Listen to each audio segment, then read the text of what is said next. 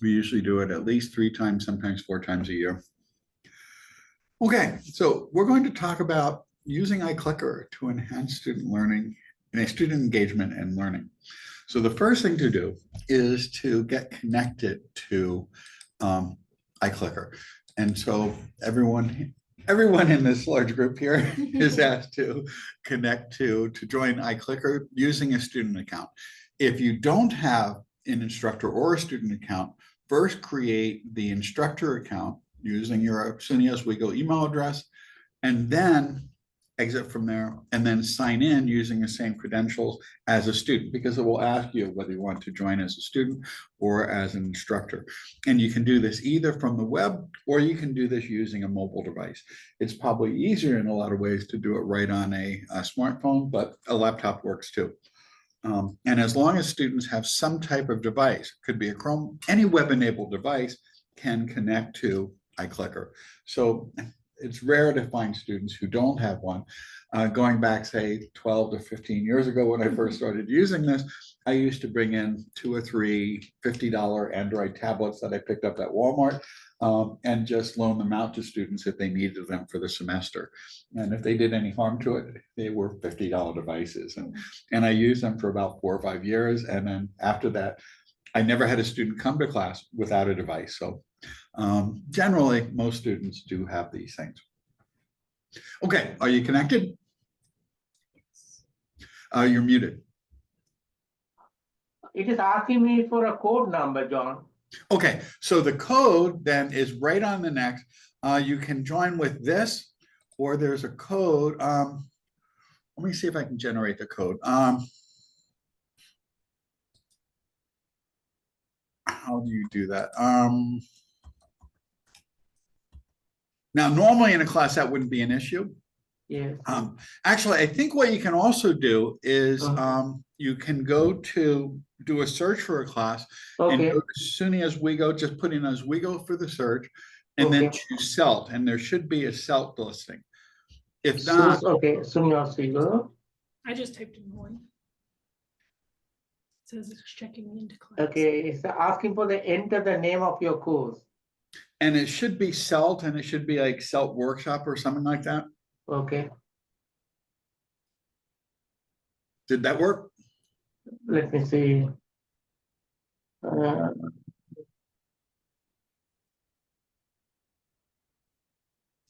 Yes, CELT Workshop. Yep. So join that one. Okay. Okay. Okay. Have you used iClicker as an instructor before? No. Okay, so what happens is when you start the class, just to give a brief overview of this, what happens is this shows up as soon as you log in. You log in with your credentials and it pops and you get a list of all your classes. You pick the one that you're running, you click start on that one, and then this display will pop up. And it goes to here, but then you generally go right to poll. And once it's on the poll, it just hangs out on top of anything that you happen to be presenting. So whatever software you have up, whether you're using PowerPoint, Google Slides, or if you're in Brightspace or whatever, you just move this out of the way and it's there ready to use. And it just hovers above whatever is working. So what we're going to do is, well, actually, wait, I think there was a question there, isn't it? So I'm just going to show you how, if we want to ask students a question, like say, what are your concerns about? Well, I should have put the spring semester. I didn't update this from the last time I used this, other than putting in a new date for it. So I'm going to do it, but that would be a free response question. So a short answer question, and we will just start the polling. And now what will happen is it captures whatever's on the screen. So there'll be a record of it that students can go back and see what they were being asked. And so we can see what the question was. And then so far we've got one response. It doesn't matter what you say. But if you just type in a brief response, it will show up there. And I do have it set for a countdown timer, which is what I normally use. Because otherwise, John, what do you want me to say for the short answer? Yeah, just type in something, just a few words. So say good, huh? I will say good. Okay. And then as soon as you submit it, it will show up and it will show that there's 2 responses, and there they are. And since everyone has responded, we will stop the polling and we can go look at the results. And we've got two things, balancing responsibilities and good, and that's fine. If you want to group them without, I make it so it's not case sensitive, because sometimes, if someone capitalizes, someone doesn't, they'd show up in separate listings. So I don't do that. But now if we had, I use this with classes of up to, well, the biggest was I think 420. You could generate a word cloud so you can see, if you're doing free response things, what words showed up most often. So, but that's how you could do just a check-in on how students are doing. If you want to ask them what they have questions about, what they don't understand, what concerns they have, or whatever else you want to do to get feedback, you could use that. Now, if you want to give students anonymity, you also have the option of, when you do that, I'm going to go back here and close the responses here. You have the option of making the poll anonymous, and then you just see the results, but it wouldn't be tied to the students' names, which if you want to grade responses, you wouldn't want to do. But if it's just a general feedback type of thing, you could choose to make it anonymous. There's also an option here where we can ask students to rate their confidence in their answers if we want to work on helping them improve their metacognition. So they both put in an answer, and they also rate how confident they are that they were correct. And that gives them some feedback, because if they see that they're really confident on things and they're getting everything wrong, maybe they may want to reevaluate their understanding. Or if they say they're not very confident and they're getting a lot of things right, it may suggest they may understand it better than not. But that's designed as an option that students tend to get tired of that if you do it too often. But it is something which, again, can help students get a better feel for whether their expectations of how well they know something match how well they actually know it. And we're just going to go through here. There's a number of questions that are just basically put in to illustrate the different types of answers. So that was a short answer question. So here, there's another short answer one here. So let's say, how might you use, or it should be really why. Oops. So actually, we've already done a short answer. So let's jump ahead to this one. A common type of poll is multiple choice. So we'll do that one and we'll get it started. Oh, this is a multiple select. So you can have more than one option.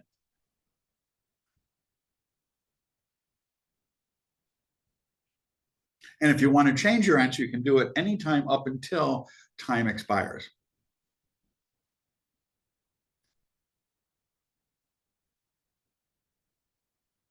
Okay, so again, I can stop the poll. If I see everyone's responded, I can stop it.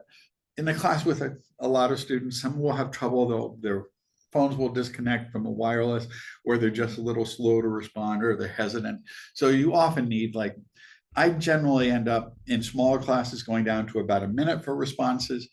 And if it's a more complex problem where they have to do some calculations, I have the question up for a while before I start the polling. And I just let them know when it's time to get started with that.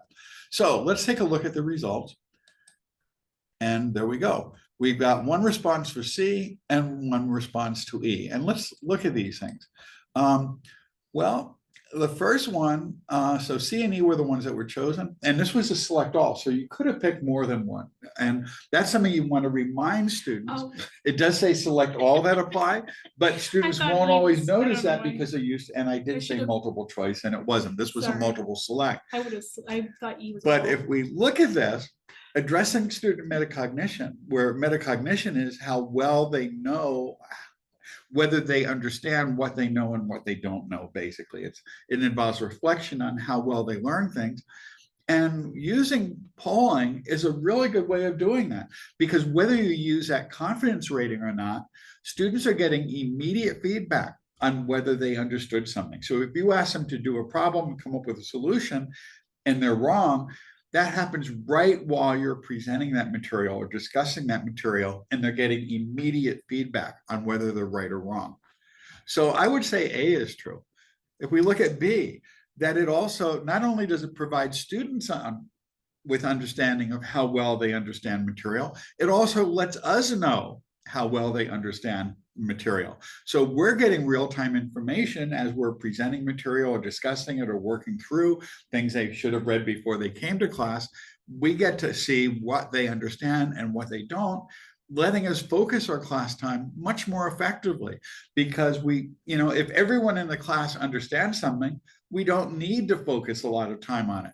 If everyone in the class is really confused, that's a sign that we need to spend more time addressing that. And that's what that just-in-time teaching concept is all about, that you focus your efforts on the areas where students need the most help, and you don't just come in with a generic presentation where you may be wasting a lot of their time and your time by not using it where it can be most efficiently used. Another thing, and I've been mentioning this for a long time, and this is something that often surprises people, especially the first time they try it, because as soon as you start this polling, you often end up getting this buzz of discussion. Now, we'll talk about a way of doing it so that you don't get that immediately, or at least the goal is not to get that immediately. Generally, it's done in a way that's similar to, or the recommended way is something similar to a think, pair, share, where you have students think about it, and then they commit to an answer, and then you have them discuss it and then vote again. But what happens is, once they're busy discussing it, the class gets really loud. You hear the volume of the class gets quite a bit louder. But what happens is, once they've been asked this question, they're focused on it. They want to know what the answer is. And so as soon as they get their feedback on it, they quiet right down and they're ready to focus again. So even if this is something you do only every 10 or 15 minutes or so, it's just a chance to get them to focus, because students' attention fades. And if you don't interact with them for more than 10 minutes or so, 5 minutes, their attention may wander off to other things. They may start playing with their phones or doing other things. But when they have to answer a question, it brings them right back to focus. And if they're getting it wrong, it's a reminder that maybe they need to maintain that focus a little bit better. And so it does tend to refocus attention. It's almost like you're restarting your class every time you go through a polling question, because again, they're seeing if they understand it, if they don't, and if they don't, they're much more focused on finding out why than they would have been if you hadn't done that.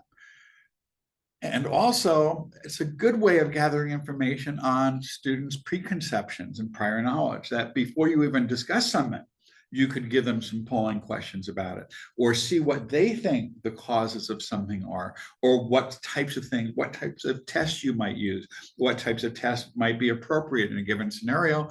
And you could have them respond with that and what they know before, again, to help you focus on the things that you need to focus on.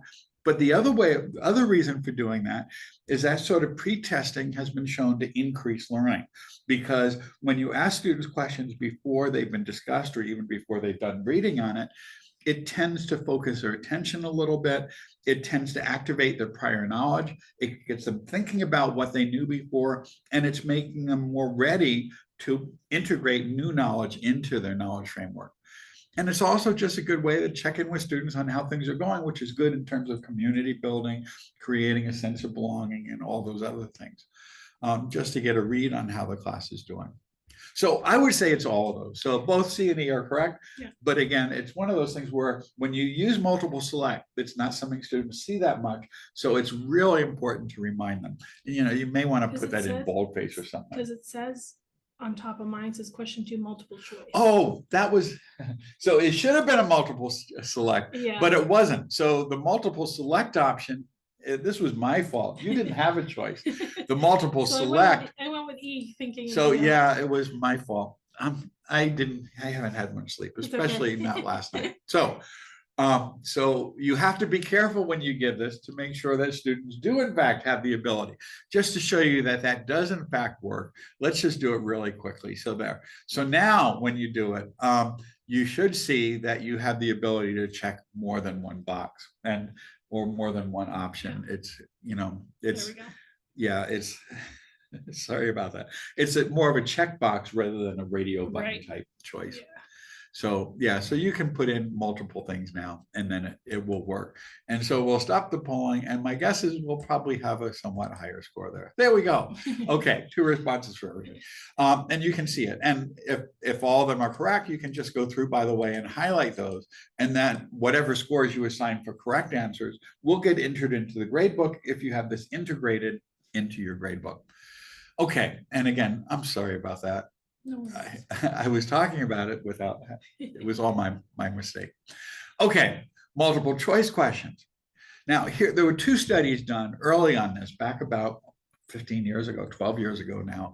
One done by Eric Mazur in Harvard in physics, and another one done by Carl Wyman in chemistry, and I forgot where he was at the time. But in both cases, they had a control group and a treatment group where some classes were taught using clickers with the same instructors and materials, and the others were taught without using clickers. And when they use clickers, they use a method that I suggested before, where you first ask students a question, you have them vote individually, then you look at the results. And if you find that 95% or more of the students got it correct, you can just briefly talk about it and move on. If you find that 90% of the students got it wrong, then you have to build up to that a little bit, that you have to scaffold it. You may want to throw in another question. And there's some questions where I know that people are going to struggle a bit. So I have some extra questions already ready to build up to that. But you can, you can stage that however you like, or you could just type a new one on the fly. But when they did their studies, what did they find? Would you guess? And this one is going to be a multiple choice. So we're back to multiple choice. Sorry about that. Multiple choice. There's one more thing you could have done. You could have simply said multiple choice, but all of the above. Yeah, except I didn't, because there's only 5 choices possible. But yeah, there could have been that. So whenever you do it with multiple select, make sure you remind students while they're taking the question that they can choose more than one. Because just as I didn't pay attention to what I checked when I put the question up there, etc.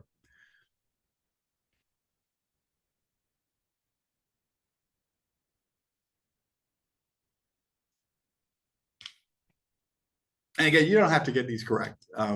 But there are some nice studies, and I think on our website, we have links to some of the original studies.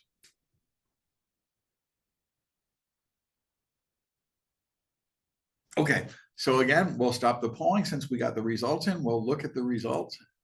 And so here we got one of each, one of B and one of C. And it turns out neither of those are correct.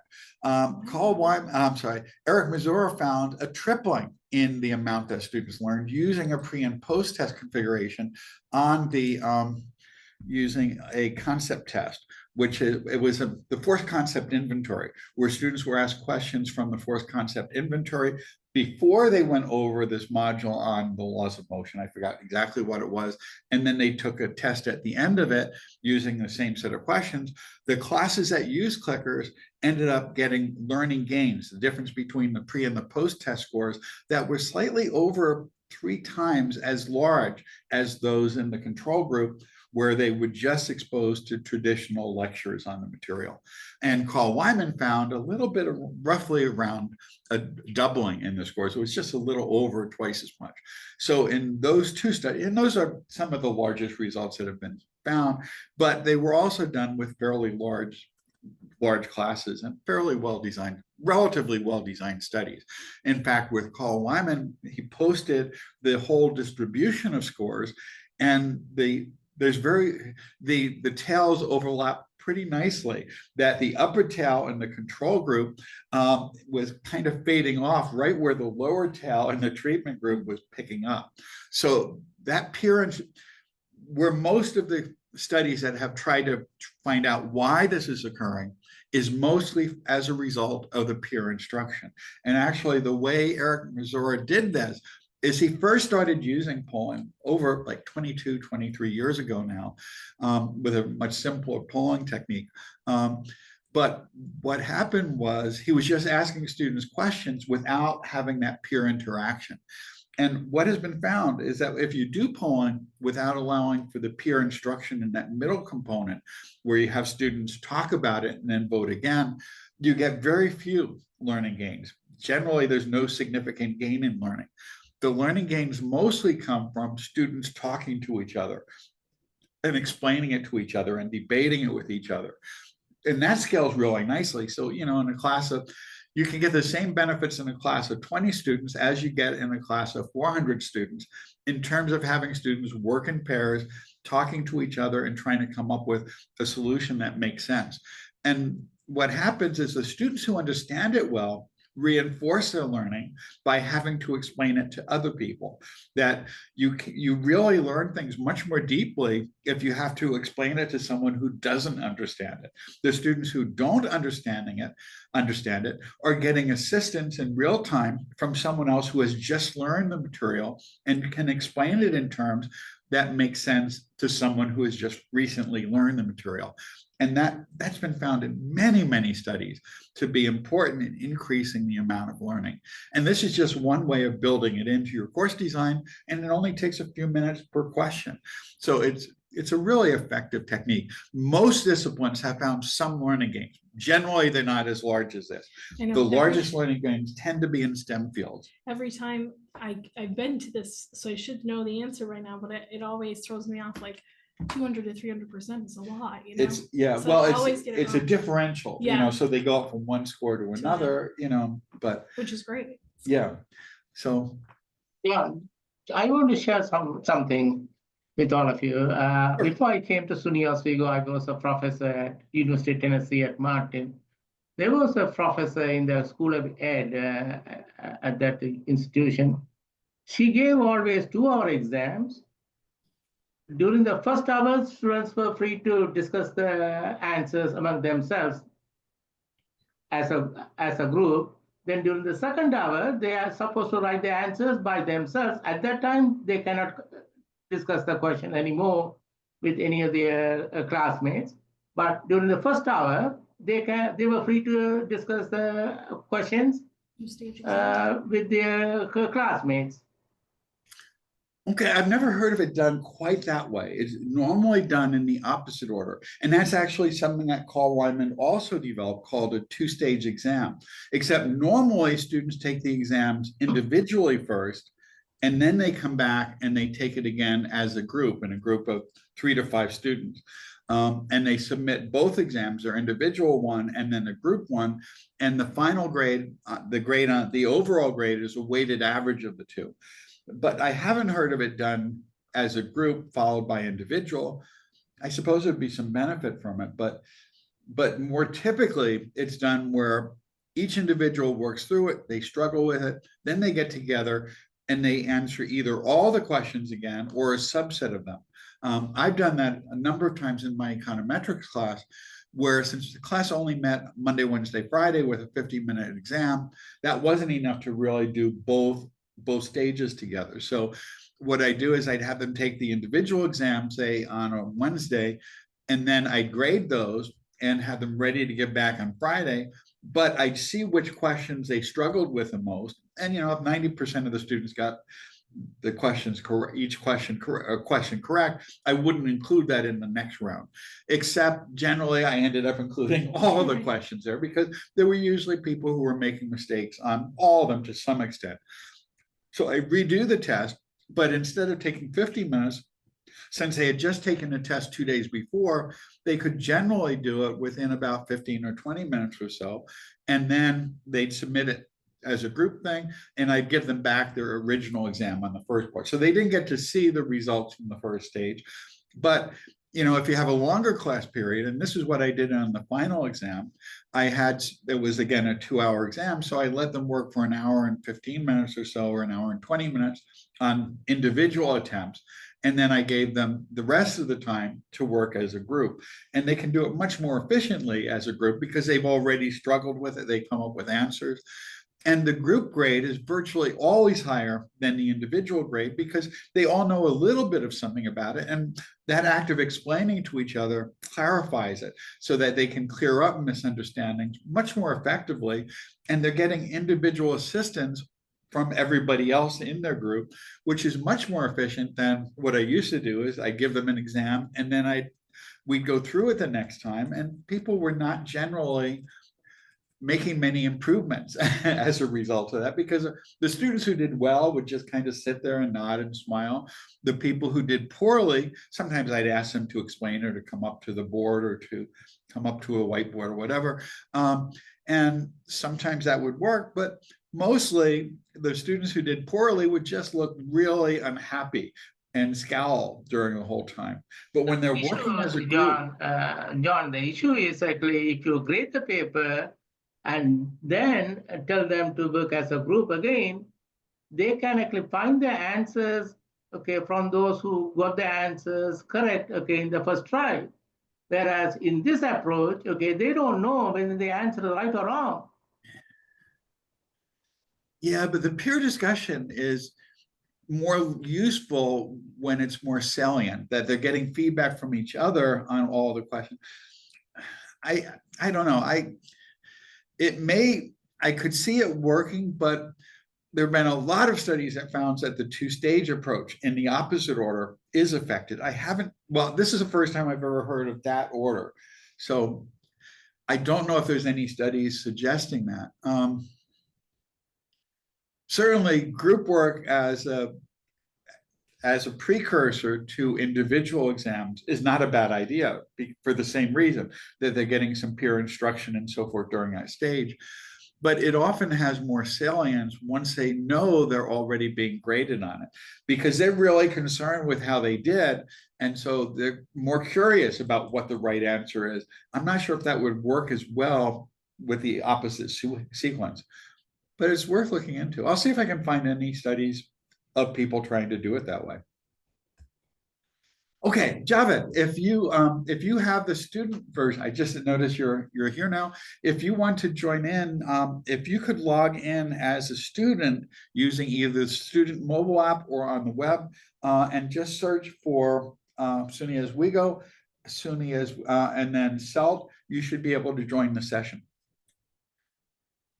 Okay, thank you. and if you don't have an account, you can create an instructor account, and then you could use a student one free. You just log out and log back in, choosing the student login. Okay, I don't think so. I do have an account. Okay. Okay, so, and this is a really simple one. Suppose that there's 100 students. I put this together a while ago, but it's still kind of relevant. Mostly to illustrate numeric responses. If there's 100 student COVID cases the first week of the spring 2024, should have made that 2025. If the number of new cases rise by 10% per week, how many new cases would be expected 2 weeks after that? It's a pretty simple question, but here we're going to use a numeric response.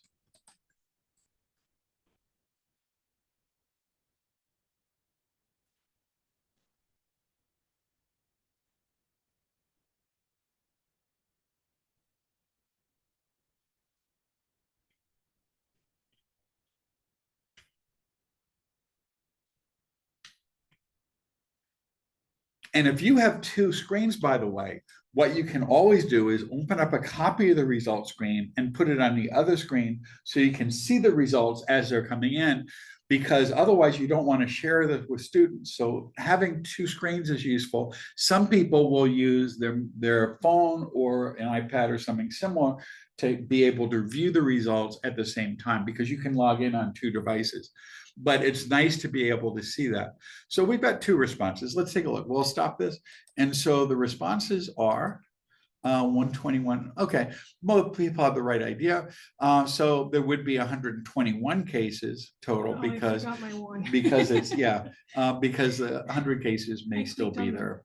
Maybe not. Actually, that's a good point.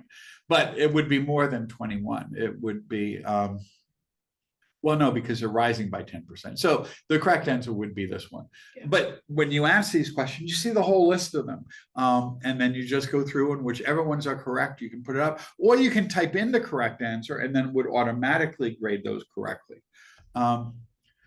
Okay. So, and by the way, if you do have a second screen, all you have to do is open up like this, drag it to the other screen, and then you can monitor the results as it comes in, and then drag it over, so you don't have to do it this way by opening and closing this thing. So now I have it on my other screen, so I can monitor it, and then whenever we're ready to discuss it, I bring it back. So I can see the results after the students are polled individually. Then I can decide on what the next step is. And then if the next step is for them to do it again, I'll start a new poll, and then we could go on and try it again. Another type of question is a target area. And this one, Javed may have a little bit of an advantage. Suppose that we want to look at the share of taxes that is paid by consumers when a tax is imposed on sellers. Here's one where it's going to be in a target map, as it's called. And basically what happens is, you don't worry about getting it correct. Basically, just click on some area there. And there are some clues in the labels. I wouldn't normally have all those labels there. But all you have to do is just tap on an area of the screen to capture that target, wherever you think the area might be.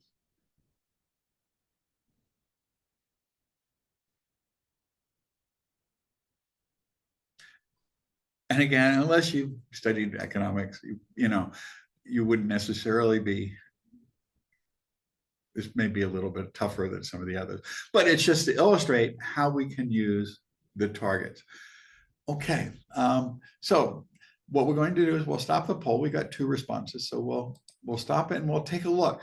And what this does now is it shows where people clicked, and the amount of tax that consumers pay would be the amount by which their prices go up in response to the tax. The original tax price was here.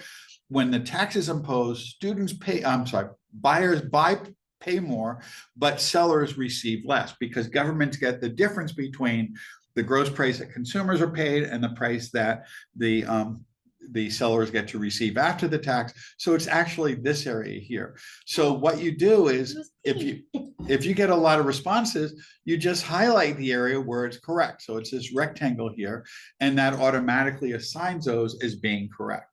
That bottom area, that area D, would be the amount of loss, the amount by which the share of the tax that the sellers are bearing as a result of the lower price. So consumers pay more, sellers receive less, and the rest of that area, the 2 red areas there, represent the amount of taxes that go to the government, because the height is the amount of the tax and the base is the number of units sold. And this is just the loss of consumer and producer surplus, which again may not mean that much, but in any case, that's how it works. And there's a lot of uses where you might do this. If you're teaching an art history class or some type of an art analysis class, or even a geography class, if you want people to point certain areas out on an image, if you have a drawing of some sort, if you're teaching some type of art where you're asking people to select areas where there's certain types of highlighting or shading or some 3-dimensional effect or whatever, you can put the questions up using perhaps an image that might be more fun to look at than this one.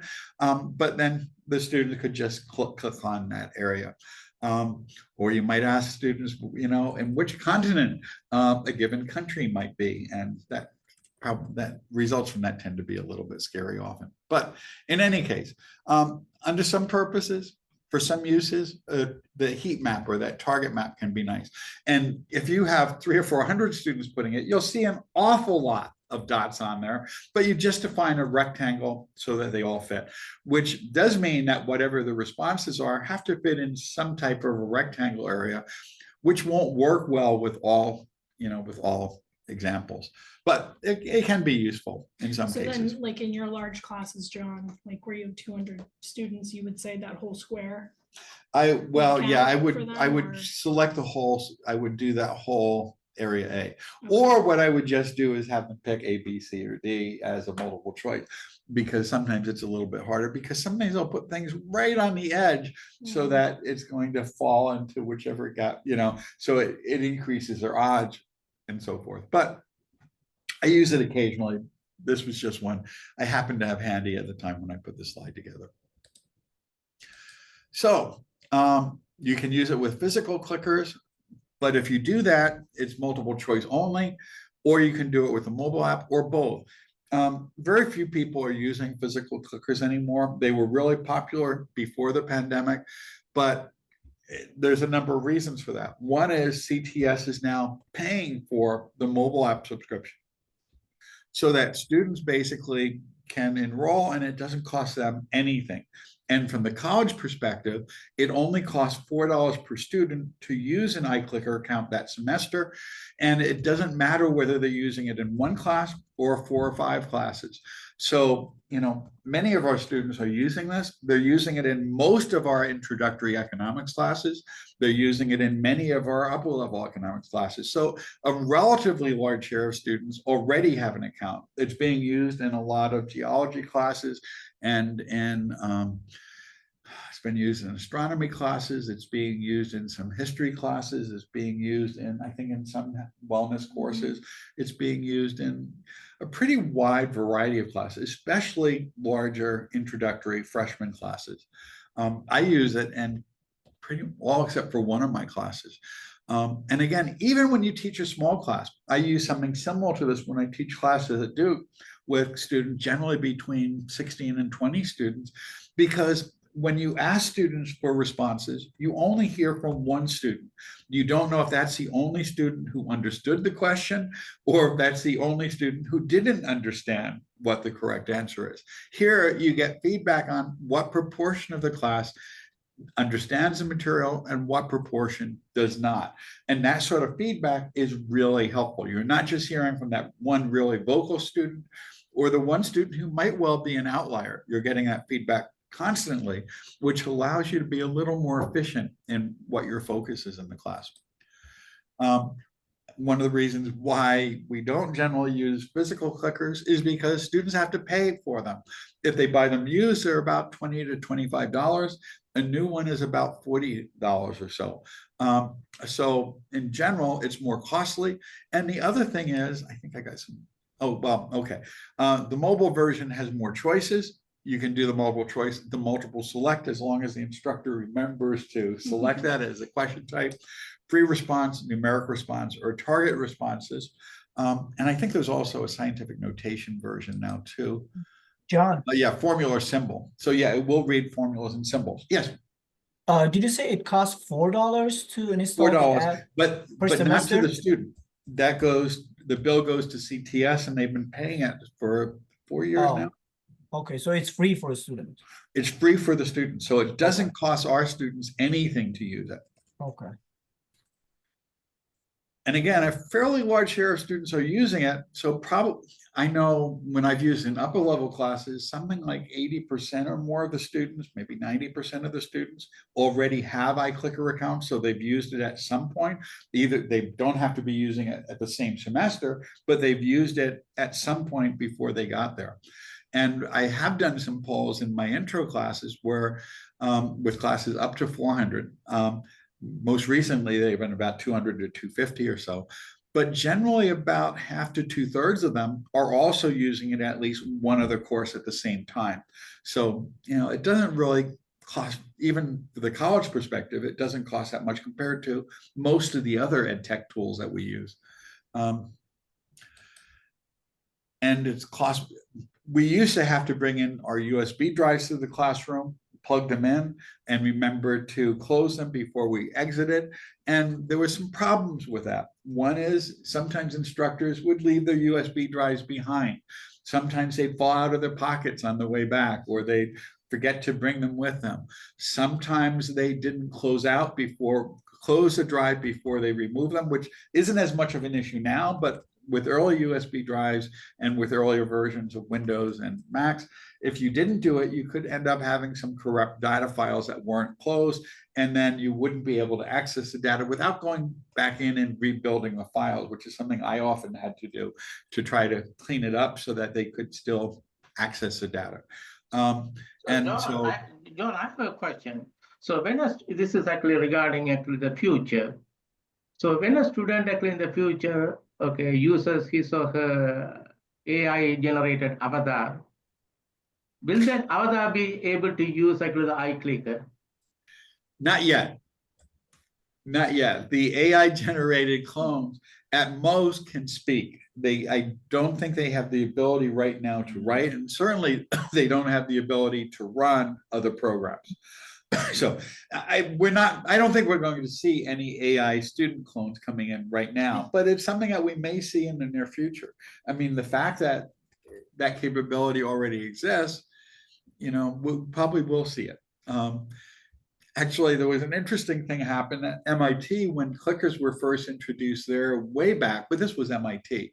This was probably 22 years ago, 21 years ago, when they were using wireless clickers.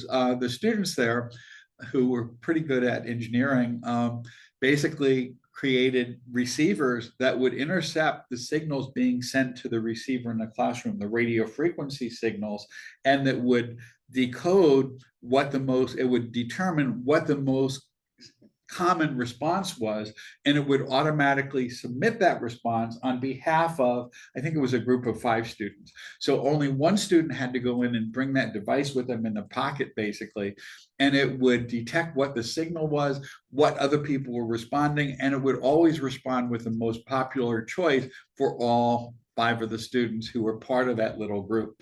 We don't have to worry about that with our students. They're not going to be building their own electronic devices. And if they were, they probably would be quite capable of learning all this stuff anyway, and we wouldn't have to worry too much about it. That's an issue that MIT has. MIT may have some issues with students bringing avatars to Zoom sessions. I don't think we're going to see that right now, but we'll see. We're more likely to see them show up as a cat or something, But by being in the cloud, you just log in and it's there. And the software is already on the Podium computers on all classrooms. So all you have to do is just log into it and start the polling. And it makes it's pretty simple in practice. And also it's integrated with the Brightspace gradebook, and that integration is much simpler than it was back in the day when we were using it with Blackboard, or before that when we were using it with Angel. So that integration is pretty much seamless. After the class, once you've assigned which questions were correct, which you can do in real time during the class, you exit from the program, you log in to iClicker on the iClicker Cloud app, and then you just upload those grades into the gradebook, and they automatically transfer over.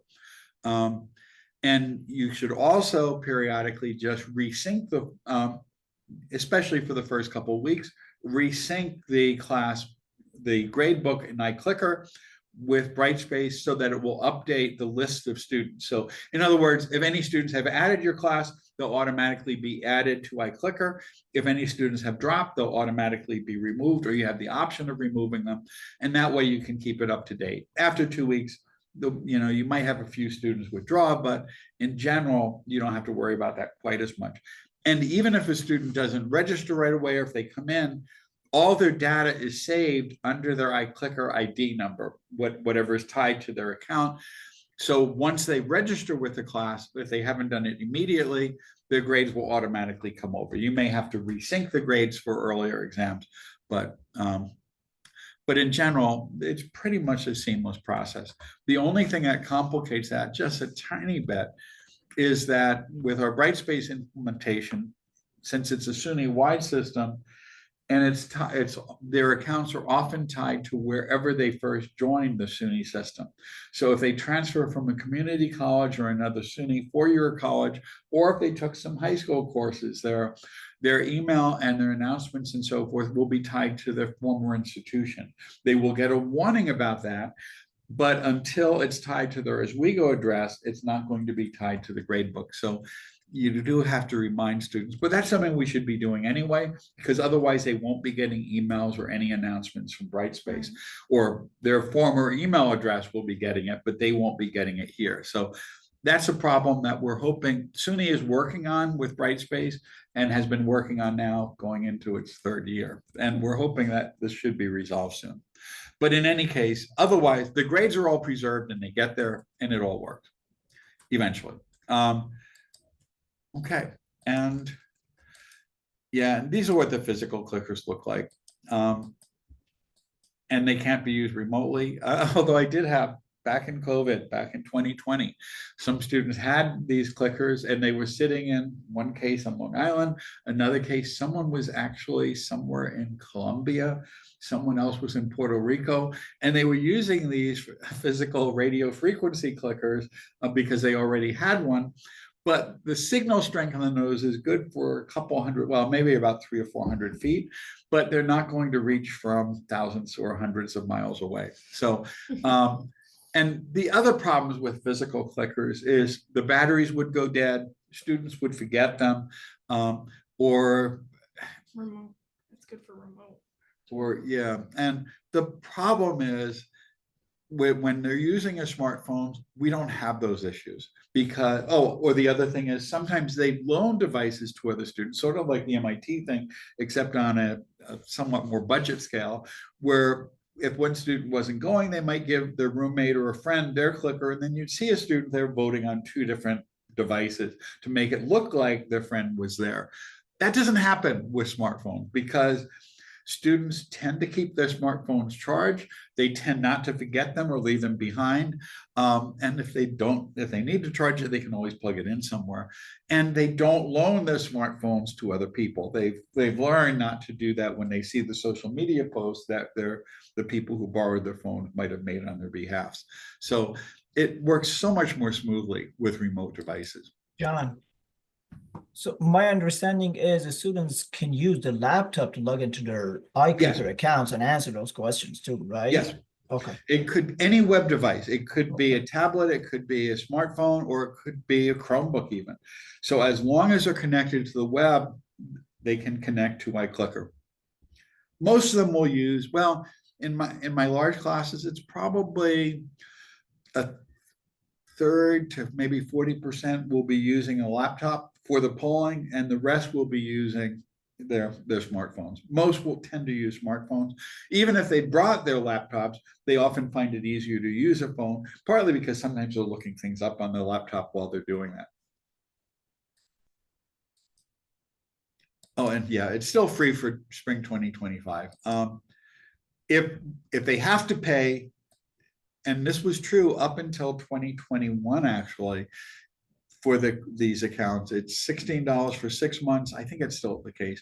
$24.99 for a year, or $34.99 for 2 years, or $50 for 4 years. And many students actually, back when they had to pay for iClicker Cloud, would buy the 4-year account anyway, because it costs 3 times as much, but you get 8 semesters worth instead of just 1 semester's worth. So a lot of students would just do that. But now they don't have to. So that makes it so much nicer. And one other thing, and we had some resistance back before we went remote, where there were a number of faculty who didn't want students to have mobile devices in class, or laptops, or their smartphones. And therefore you needed to use the physical clickers. And then if you chose that route, that's still a possibility. You have to be in a classroom where there is a base station. We still have a number of those. We used to have one in every classroom where iClickers were being used, but I don't know if any have been used in the last 3 or 4 years. So, but they're out there. If you really want to restrict it to that, it's going to cost your students more, and it limits the number of questions you could ask. But otherwise, it works fine with multiple choice. But you can't use, again, numeric free response or target questions, or the multiple response. And if students attend remotely, you can use a combined thing, but anyone who's attending remotely has to use a mobile device because, again, the physical devices are radio frequency, but they're only good for short distances. And I wouldn't recommend that. Now, there is a capability of geofencing, because one of the things that those of us who've been doing this for a while have found is that some students will decide they don't really want to be in class. So they're going to be sitting in their dorm room, or they're going to be sitting at a bar, or they're going to be chatting with their friends, or they're going to be doing something else other than being in class. But if you're using remote clickers, they can still see the questions and they can still answer them. There's a few ways around it. One way around it is by doing geofencing. But the problem with geofencing is it's not terribly reliable, because the device location setting is determined by whatever device is sending them the network signal, which could be an access point in the campus. It could be Verizon or AT&T or Sprint, based on the GPS coordinates. But in most of our buildings, those are not very accurate. So you can define an area. So if when I'm in Snake, I did try it, not in Snake, when I in Lanigan, I have tried doing this a few times, but what will happen is some students who are physically in a room, it will appear that they're not present because it's placing them somewhere else, sometime in another part of the state, somewhere where they last, especially with Android devices, it's sometimes where they last used their Google Maps, and that's where it stored their location and it hasn't updated. One way of fixing that, which I've had to do with students, I've only used this, I think, 2 days, and we'll see why in just a second, but one way of getting that fixed is opening up Google Maps or Apple Maps and just choosing your location in there and then trying to reconnect, and then it will generally work. But it's not perfect. It's far from perfect. And the other thing is, sometimes you have students who are legitimately out. I've had students who were in the hospital for a few weeks, but still wanted to participate in class. I had students who whose car broke down or had other issues or were taking care of sick relatives. And I was sharing the class on Zoom so they could come in remotely. And with geofencing, they just couldn't participate. And so the first couple, I did that because I had more students who were shifting out and not coming into class, and they weren't doing very well on the questions, but they were at least submitting answers. And so I did require it last semester with geofencing for 2 days. And then there were just too many students who had legitimate reasons why they couldn't be there. And they were being harmed just because I was trying to get the other students back in the class. And the other students did come back. And I reminded them that we could always turn this on again, but I'd really prefer not to. And they pretty much stayed for the rest of the semester. It was right after Thanksgiving. A lot of students just were slow coming back. They discovered they could participate remotely, and they just wanted to try doing that, but they weren't on Zoom. So they weren't listening to what was being asked and so on. Okay, so these are all some things you might want to consider. And again, I talked about this before, but ask students to respond individually. It's hard to get them to do it with no discussion in a large class, but you can keep trying it. Explain to them why you want them to think it through themselves first. And then if you get between 30 and 85% roughly with a correct response, have them discuss it and then vote again afterwards. And what I normally do is I ask students to find someone near them who had a different answer and to try to convince those other people that their answer is better, and then listen to the response of the other students. And that generally results in a pretty significant improvement. If the correct answer the first time is 50%, it will normally go up to 60 to 70% after they've had a chance to discuss it. And open the poll again, have them vote again, and also ask them why they picked those answers in the second round, so that they can explain it. Maybe there was something you didn't anticipate and your question was a bad one, or maybe at least it gives you some information about why they were getting it wrong. And maybe it's your fault. More often it's a misunderstanding, but it's a misunderstanding that you can then address once you understand what that is. And that's pretty much it in terms of the slides. So what questions do you have?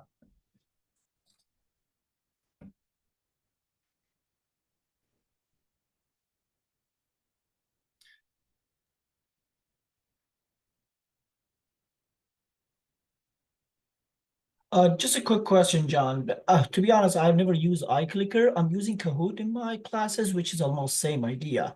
One of the, benefit I'm using Kahoot is, it kind of, showed a podium for me, who got the first rank, second rank, and the third rank, and it shows me, the response rate. How many students got that right or wrong? Does iClicker Yes. do the Yeah, same you thing? can see the frequency distribution of how many people picked each of the answers. Okay. And it's also free for us to use iClicker. To do Kahoot, it becomes fairly expensive, especially if you have it set up for large classes. I'm spending like 150. I forgot what it was, but it went up dramatically last year. Yeah, right now it costs about $60 for the instructor, and I think that's for classes of like up to 50 or so. Up to 50, up to 40, I think 40 students or 50 students, right? Yeah, that's one of the problem. I'm thinking to switch to iClicker. If you have 300 or 400, you Yeah. can't use it, or you Yeah. can use it, it just won't keep track of all of them. Yeah. Another thing is that's not integrated with the grade book. Yeah, And that's here another you can have issue. correct answers that automatically go in, and students are getting that feedback. It can be low stakes, but Yeah. at least they're getting that feedback and they know it's incentivized a bit. Yeah. This is one of the problem I have with Kahoot, because you need to manually just, integrate those grades to Brightspace, and it takes time. So Yes. I didn't know we can integrate iClicker to Brightspace. That's very nice. Yeah, we give up the music, we give out the automaticity where there's a speed bonus based on how quickly they respond. Sometimes I will do Kahoot quizzes. One thing I've also done is I've had students create Kahoots and then share it with the class. Not so much in the large class, but in some smaller classes. Yeah. Okay. John, is there a limit on the number of students who can have iClickers? No. Not that I know of. I've used it with up to 420 students at a time, and that's pre-COVID. Our classes aren't that big now. We just don't have as many majors as we used to. And business school doesn't have quite as many majors. But I've used it up to 420 students with no problem. The only limitation would be Wi-Fi, and there were some problems early on. Whenever they've done upgrades to the wireless system, sometimes the configuration wasn't working as well. There was one time where about a third of the class, and they were all sitting in one area of the room, were having trouble connecting to Wi-Fi.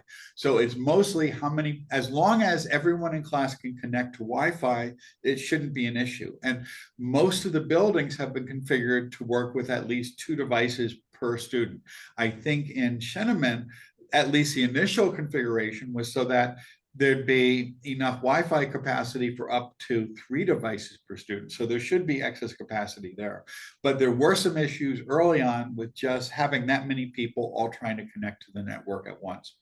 But I haven't had that as a systemic problem in about 5 or 6 years, maybe more. But the only limitation here is that your questions have to be multiple choice. Is that right? Well, no, it could be multiple choice. They could be numeric responses. And there's also scientific notation that you can use. Okay. So you could use formula or symbols as well. And I don't remember how, I haven't used that one actually. That's a new feature added last fall. But I think in terms of the formula, I think you could put in like units, like you could have pounds or whatever. And I think it will take scientific notation. So if you're using, exponential notation, you could use that and it will read it correctly. I believe. I'd have to look that up. I haven't used that. So in my case, and I give essay questions, so this is not applicable. Which is not? Essay type questions. Right. Well, and again, but you still do have the multiple select, and you have that numeric response where you could be asking them for a numeric answer. Like, confidence intervals or point estimates, that kind we should be able to handle. And you could ask them for the lower bound of the confidence interval as one question in the upper, correct, yeah. Or you could use a free response and ask for the lower bound, comma, and upper bound. And you wouldn't use numeric for that, but you'd use short answer, and then you could see what they put in for the upper and lower bounds. And then you'd see all the similar answers and mark them correct. And then it would tell you how many people chose each answer. You could flag them all as correct. Or you could, and when I get a lot of correct answers formatted in different ways, I often will say, I'll have to go back and grade this later, because sometimes I'll ask them for a word or phrase or some description, and then I have to spend an hour or so outside of class going through 250 and decide which ones are correct or not. But for numeric type responses, that's pretty straightforward. Any other questions? Okay, I think the next session, if you're coming back for it, is on using the AI question generator. We'll generate each of these types of questions, but we have to exit to render the video, and so that the audio will be synced in the transcript. So we'll be right back as soon as I stop the recording, which is here. And we'll be back.